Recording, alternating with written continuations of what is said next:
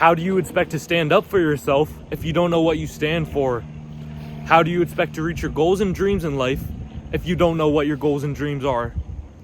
In this video, I will give you 3 tips on how to find yourself, because most people never find themselves in life. They're always like, oh my God, I'll do this because this person told me to do this. Oh, I'll do this because society told me to. No. So step number 1 is you need to experiment in life. You need to try new things. You need to stop being so stagnant. Like, you're like that.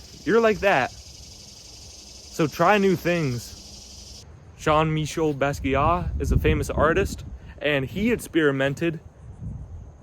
You might look at his art and say, hey, it all looks the same. But he reached a certain style. He reached his style by experimenting. First he tried realism, then he tried graffiti art, and now he found his style because he experimented. Step number 2 is you need alone time.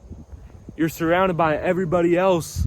Everybody else is telling you, this is who you are. This is what you need to do. And you're listening. You're listening to them. You're letting them change your life. You're letting them shape you. So you need to find yourself. In order to find yourself, you need to be with yourself. You need to be alone by yourself. So meditate, pray, journal, find yourself. And step number 3 is you need to stand firm in what you believe in, because you're letting everybody push you around. Oh my God. You're letting everybody push you around and they're shaping you. And it kind of ties into step 2. Yeah. Step number 1, experiment. Step number 2, have alone time. And step number 3, stand firm in what you believe in. To find yourself, follow these 3 steps, and I hope this helps.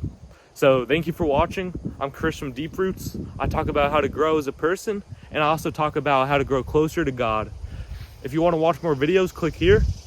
And if you want to subscribe, click here. Thank you for watching. Peace out.